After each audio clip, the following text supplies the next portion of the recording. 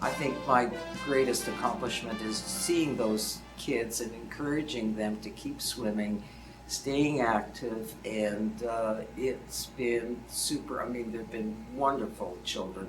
I don't know, really, with all the teams that I've been on, there hasn't been one that hasn't been a great person. I mean, some of them act up a little, they try as much as they can, but I think that's been my most rewarding aspect, is to see these kids grow up to be good citizens of this country.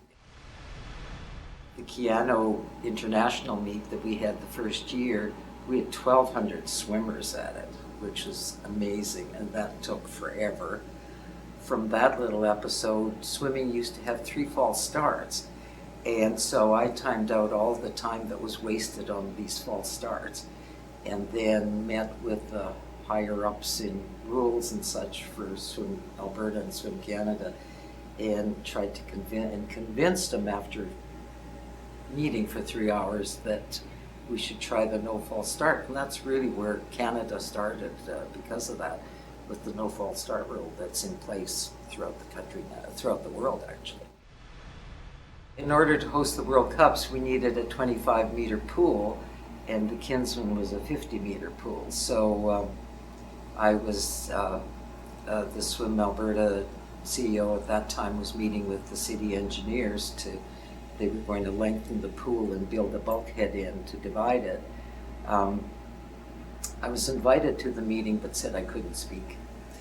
But after listening to them, I did put up my hand and said, you know, I don't think we should be extending it. We should be widening it to 10 lanes, because all the international meets coming up will all be 10 lanes, and that'll make it 25 across.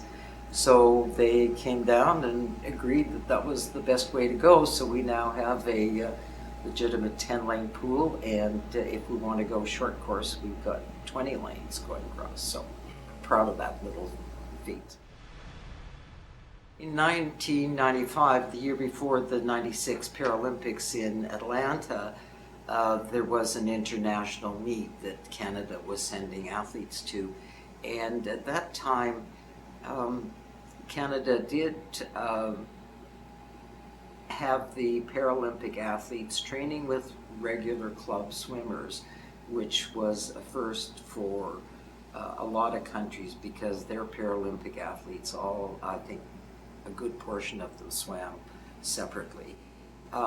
They asked me to go along as the team manager for that, because we just had a couple of very young, inexperienced coaches that had never been to an international meet. So it was certainly an eye-opener for me, because I hadn't worked with any Paralympic athletes prior to that. They work so hard. Those young boys and girls train just as hard, and if not harder, than any of the regular athletes.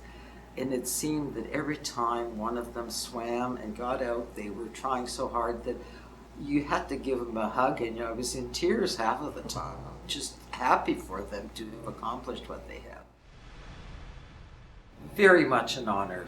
I certainly am honored by the fact that I was chosen or nominated, first of all, and selected to be inducted. I think it's a very worthy organization, and I think we need that with amateur sports.